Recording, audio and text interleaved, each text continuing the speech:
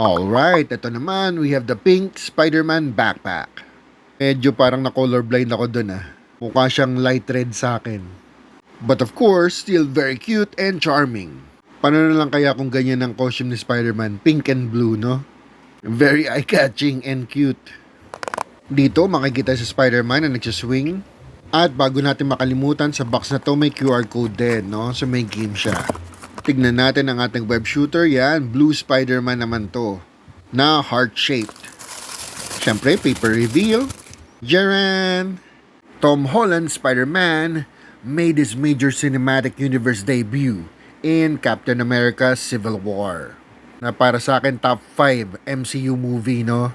And his MCU adventures connected him with Iron Man, Doctor Strange, and the Avengers. Pero ngayon, mag-isa na lang nga ba siya?